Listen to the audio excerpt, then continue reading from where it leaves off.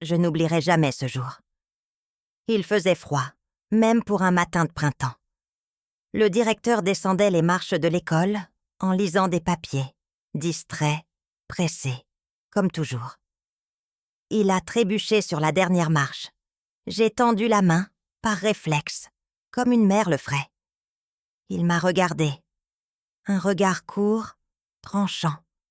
Il n'a rien dit, juste un geste sec. Il a repoussé ma main, comme si j'étais sale, comme si mon contact pouvait le contaminer. Il s'est redressé seul, a froissé ses papiers, et est reparti, sans un mot.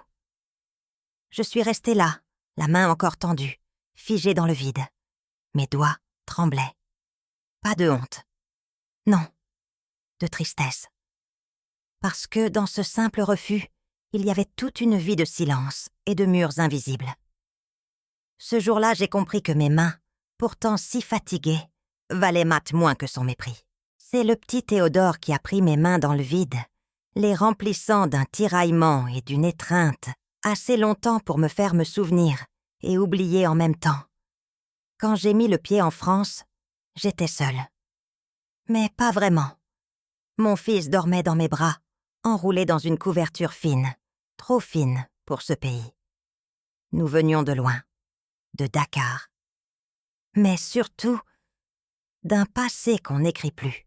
J'avais perdu mes parents, mes sœurs, ma maison, tout, emporté par une guerre que personne ici ne voulait entendre. Il ne me restait que lui, mon bébé, mon miracle silencieux. Le vent m'a frappé au visage comme une gifle. Les gens passaient sans nous voir. Une mère épuisée, un enfant endormi, une valise trop légère. J'avais une adresse griffonnée sur un papier froissé. Un foyer temporaire. Un début incertain. Je ne savais pas ce que j'allais faire. Mais je savais pour qui je devais tenir. Je serrais mon fils contre moi et je murmurais une prière. « Seigneur, que mes mains suffisent !» Et elles ont suffi, même quand elles saignaient. On m'avait proposé ce poste comme une chance. Femme de ménage dans une école privée, bien réputée. « Travailler là, c'est propre, c'est sûr », disait-on. Propre, oui, mais glacé. J'arrivais avant l'aube quand les couloirs sentaient encore le silence. Mon fils, je le laissais à la crèche associative, avec un baiser rapide et une promesse murmurée. Maman revient vite. Puis je devenais invisible. Je frottais les sols, nettoyais les vitres, changeais les sacs poubelles. Les enfants me regardaient là parfois avec curiosité, certains avec tendresse. Mais les adultes, non. Ils ne détournaient pas le regard. Ils me traversaient comme on traverse un couloir vide. Mon nom n'était jamais prononcé.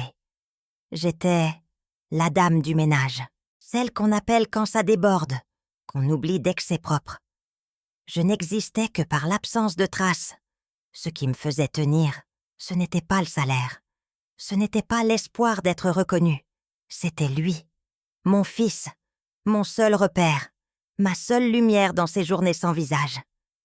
Chaque matin, je le déposais à la crèche avec un sourire fabriqué, une chanson murmurée et une caresse sur ses cheveux courts. Il croyait que je partais dans un bureau, que j'étais une madame importante. Je n'ai jamais corrigé cette idée. Il avait besoin d'y croire, et moi aussi. Pendant que je nettoyais les toilettes de l'école des riches, je l'imaginais un jour dans une salle de classe lumineuse, avec des livres neufs et un cartable solide. Je rêvais d'un avenir où ses mains n'auraient pas à laver celles des autres. Il était mon battement de cœur sous mes gants, le fil invisible qui me reliait à l'avenir, même quand mes forces se perdaient dans les produits chimiques. Les gants perçaient souvent. Le froid entrait. L'eau de javel mordait ma peau. Petit à petit, mes mains devenaient rugueuses, crevassées, douloureuses. Mais je ne me plaignais pas. À qui l'aurais-je dit? Un jour, un enfant a pris ma main pour traverser la cour. Il a reculé aussitôt. « Oh, ça pique !» Il avait raison. Mes mains piquaient. Elles portaient le sel du travail, le feu du sacrifice. Et personne ne les regardait vraiment. Je soignais les plaies le soir avec de l'huile, parfois du miel volé d'une cuillère oubliée. Ce n'était pas grand-chose, mais j'avais cette conviction. Tant que mes mains bougeaient, tant que je pouvais nettoyer, plier, porter, je pouvais encore protéger mon fils. Ces mains-là, un jour elles serviraient à autre chose que récurer les toilettes. Je le sentais. Pas avec certitude, avec foi. Vous est-il déjà arrivé de croire que la douleur vous préparait à quelque chose? Que la souffrance, un jour, allait prendre un sens? Dites-le-moi en commentaire. Parce que moi, je ne le savais pas encore. Mais ce jour-là, ma vie a basculé. Après que le directeur ait rejeté ma main, j'étais restée figée, le cœur froid. Et c'est là que Théodore est arrivé. Le petit garçon m'a prise par la taille, comme si j'étais sa grand-mère. « T'as mal ?» il a murmuré. Je n'ai pas répondu. Il m'a regardée. Puis il a serré mes mains, celles que l'autre avait méprisées, et il est parti en courant. Ce moment m'avait touchée, mais la journée ne faisait que commencer. Quand je suis allée chercher mon fils à la crèche, j'ai senti qu'il y avait quelque chose d'étrange. Il ne courait pas vers moi comme d'habitude. Une assistante m'a dit qu'il avait dormi trop. Je l'ai pris dans mes bras. Il était brûlant.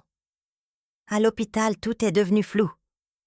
On a parlé d'infection grave, d'urgence, de risque pour la vue. Mon cœur s'est figé. Mon bébé, mon lien au monde, risquait de ne plus jamais voir. Ils ont dit que c'était une infection rare, agressif, rapide. Chaque heure comptait. Ses yeux étaient rouges, gonflés, comme si le feu y habitait. Il avait à peine 3 ans. Et moi, je ne comprenais qu'une chose. Je devais le sauver. Je regardais les médecins parler entre eux, dessiner sur des papiers, prononcer des mots trop longs.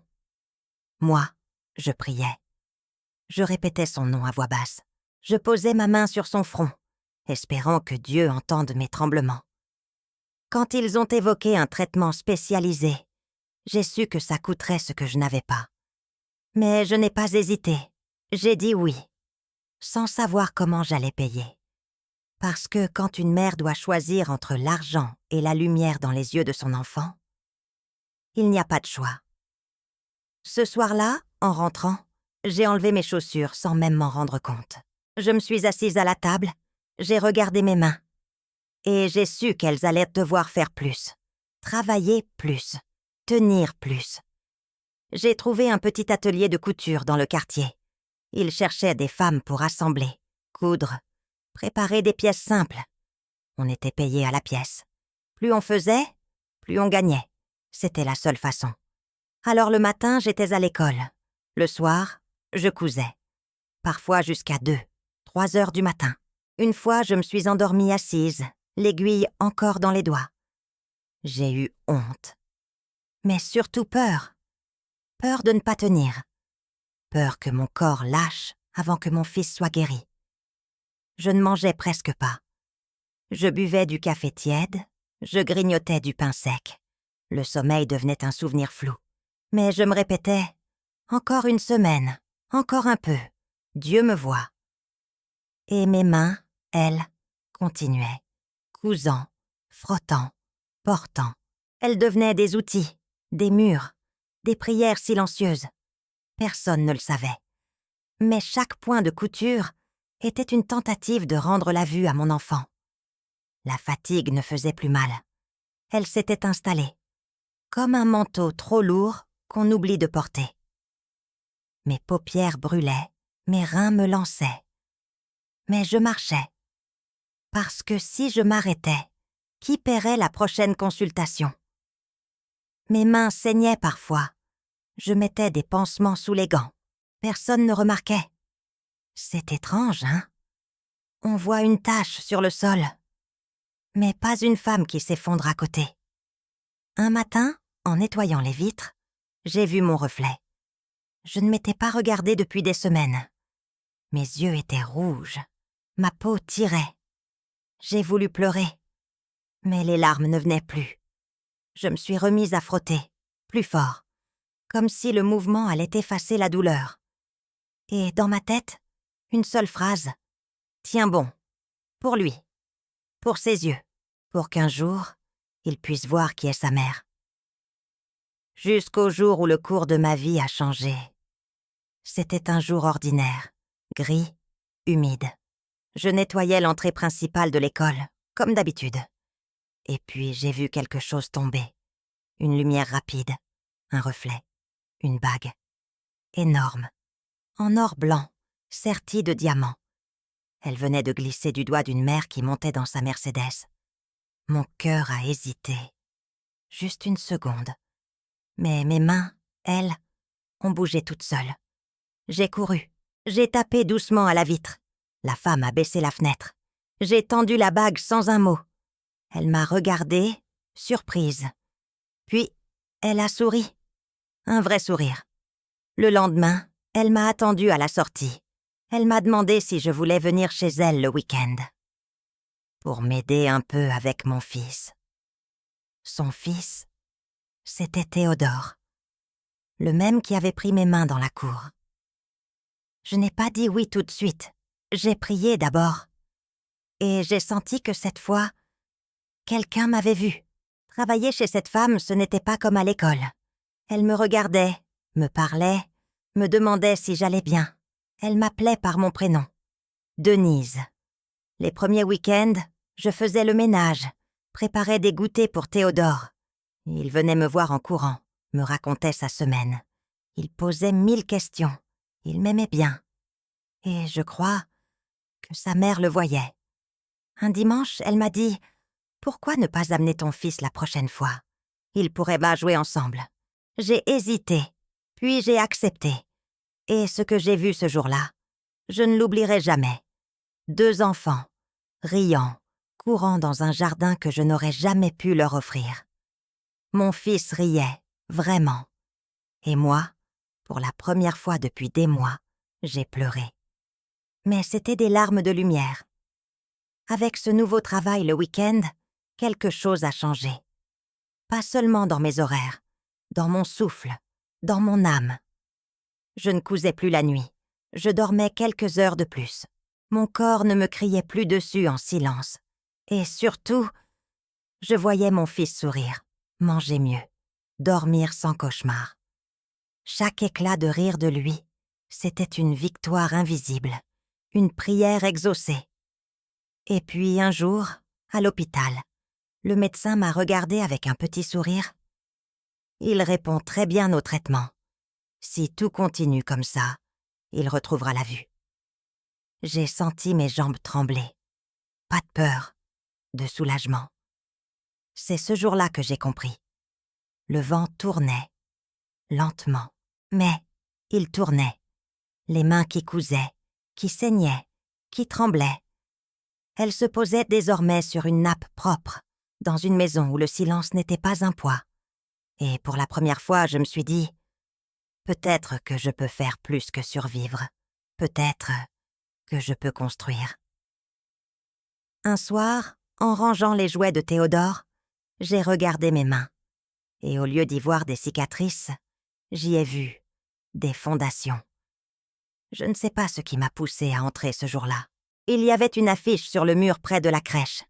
Programme pour femmes migrantes. Entrepreneuriat solidaire. J'ai pris le petit papier en bas de l'affiche, juste par curiosité, ou peut-être par foi. Un soir, après avoir couché mon fils, je l'ai appelé. Une voix douce m'a répondu. « Oui, bien sûr, vous pouvez venir. Pas besoin d'expérience, juste de l'envie. » Et j'en avais. J'avais envie de savoir si j'étais capable d'autre chose. La première séance, je n'ai presque pas parlé. J'ai écouté, observé. J'avais un carnet à spirale, donné par la femme de la maison où je travaillais. Sur la première page, j'ai écrit « Je veux créer quelque chose qui m'appartienne ». Chaque soir de formation devenait une respiration nouvelle.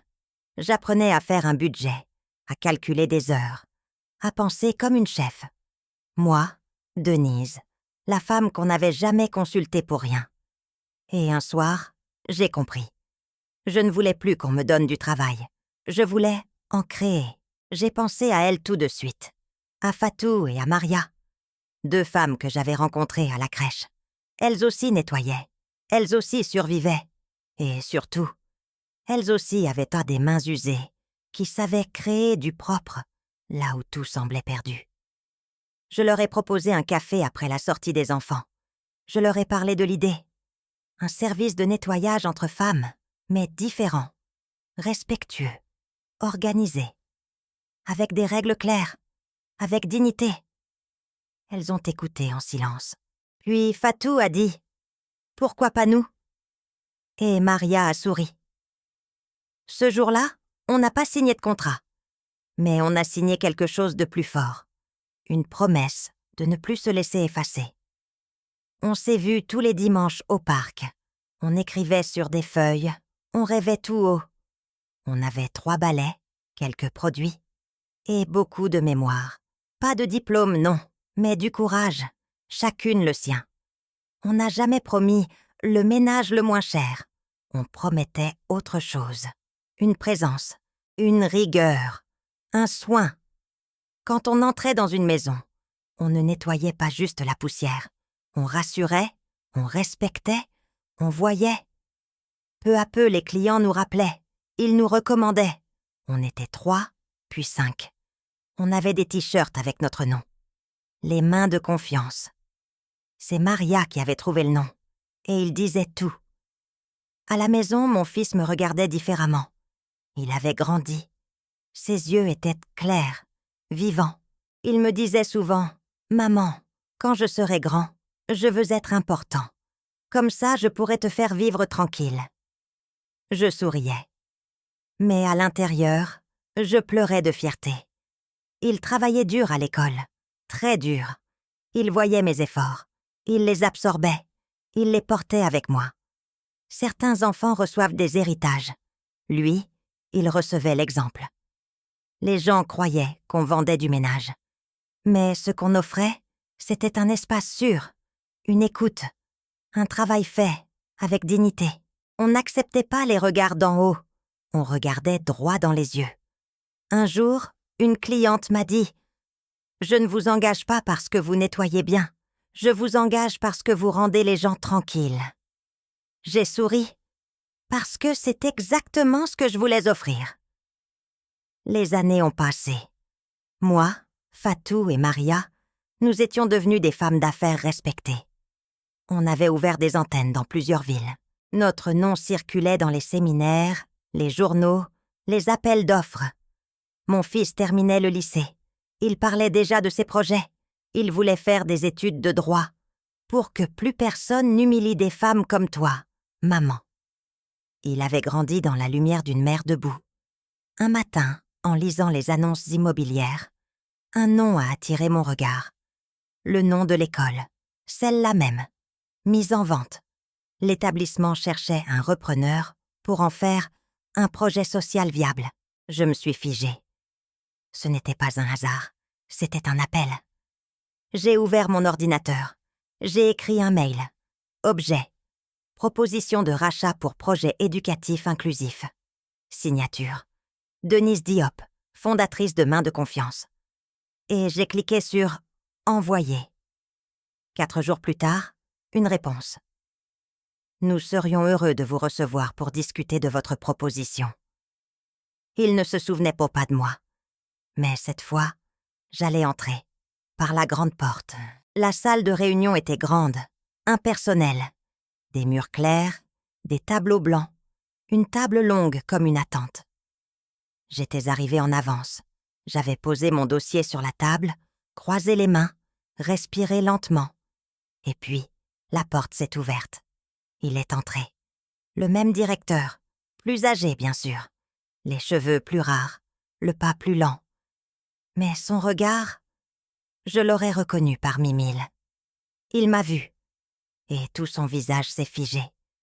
Il n'a pas parlé tout de suite, moi non plus. Pendant quelques secondes, seul le passé parlait à notre place.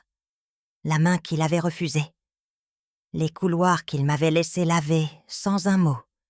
Et maintenant, cette même main posée sur une proposition d'achat. Il a regardé le dossier, puis mes yeux, et il a baissé les siens. Je n'ai pas souri. Je n'ai pas triomphé. J'ai simplement dit « Bonjour, merci de m'avoir reçu ». Le dossier était complet. Financement, projet pédagogique, impact social. Je savais de quoi je parlais. J'avais étudié. J'avais bâti. J'avais attendu ce moment, sans jamais le chercher pour me venger, mais pour réparer. Le directeur lisait en silence. Je voyais ses mains trembler légèrement. Il ne posait plus de questions. Il écoutait. Pour la première fois. Quand il a compris que j'achetais l'école pour en faire un centre éducatif ouvert aux jeunes des quartiers, aux enfants d'immigrés, aux mères seules, il a hoché la tête. Et il a murmuré « C'est noble ». Je n'ai pas répondu. J'ai juste ouvert le stylo et j'ai signé, lentement, précisément, avec les mêmes mains qu'on m'avait appris à cacher, des mains brûlées par l'eau de Javel, usées par les aiguilles, oubliées par tant de regards, mais aujourd'hui, visibles, fermes, dignes. Les travaux ont duré 1 an. On a repeint les murs, installé des salles de musique, des bibliothèques, des ateliers pour les parents. L'ancienne école des élites était devenue un lieu vivant, traversé par des accents différents, des sourires nouveaux. Il n'y avait plus de barrières invisibles. Les enfants couraient pince sans uniforme. Les mères entraient par la grande porte. Le personnel était formé pour écouter, pas seulement surveiller. Chaque détail avait été pensé, pas pour impressionner, pour inclure, pour réparer des années de silence, de mépris, d'exclusion polie. Sur le mur d'entrée, une phrase en lettres sobres. « Ici, personne ne nettoie les rêves des autres.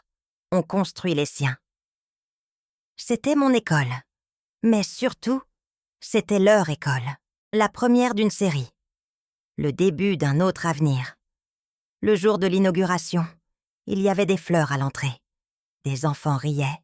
Des femmes se tenaient droites, élégantes, avec des yeux brillants. Mais moi, je ne voyais qu'une chose. Mon fils. Il était là, au premier rang, en costume, mince, grand, presque adulte. Ses yeux, ceux qu'on avait tant prié pour sauver, me cherchaient. Et quand ils m'ont trouvé, ils ont brillé plus fort que tous les projecteurs de la salle. Je suis montée sur scène. J'ai parlé de dignité, d'éducation, d'espoir. J'ai remercié les mères, les invisibles, les Fatou, les Maria. Et puis j'ai regardé mon fils. Il avait les mains croisées, le dos retour, et un petit sourire qu'il avait hérité de moi. Ce jour-là, je crois qu'il ne m'a pas seulement vu, il m'a reconnu, comme on reconnaît un monument qu'on pensait trop loin. Et moi, je l'ai vu aussi. Non plus comme mon bébé à protéger, mais comme l'homme que j'avais aidé à faire naître et qui, maintenant, me regardait comme on regarde un miracle. Les années ont passé, encore. Et la vie, doucement, a fini par me sourire autrement. Le directeur de l'école, celui qui un jour avait refusé ma main, avait changé. Je l'ai vu accueillir les femmes de ménage avec respect, apprendre les prénoms des enfants migrants, demander comment allait leur famille. Il n'était pas devenu un saint, non, mais un homme un peu moins fermé. Quelques années après notre dernière réunion, j'ai appris son décès. Et c'est là qu'on m'a raconté. Il avait reçu une greffe du foie, offerte par un donneur sénégalais, anonyme. Un migrant. Ce même migrant lui avait offert, sans le savoir, ses dernières années en famille. La vie a ses ironies, oui. Mais surtout, elle a ses boucles. Mon fils s'est formé en droit. Il a été accepté dans la même université que Théodore.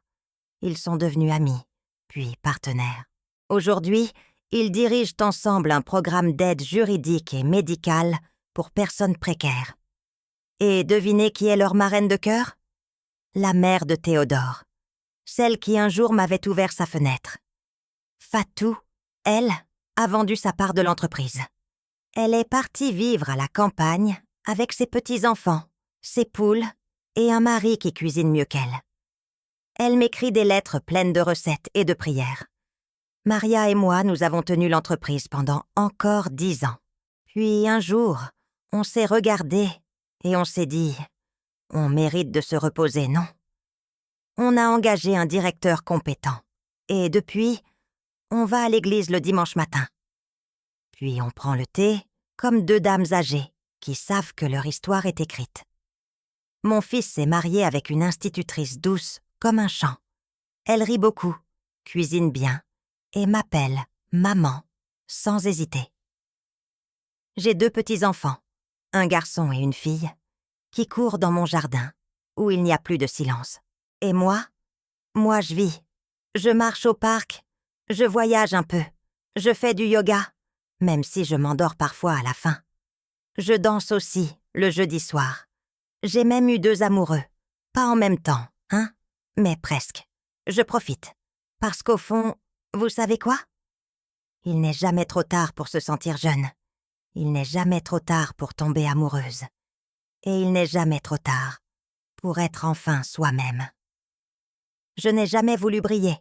Je voulais juste que mon fils voie clair, que mes mains servent à autre chose que frotter des coins qu'on oublie, que ma vie, même discrète, ait un sens. Et aujourd'hui, je sais qu'elle en a. J'ai compris que les blessures, un jour, deviennent des semences, et que Dieu, dans son silence, prépare des récoltes là où on ne voit que la sécheresse. Si vous écoutez encore cette histoire, c'est peut-être parce qu'au fond de vous, quelque chose résonne. Et vous?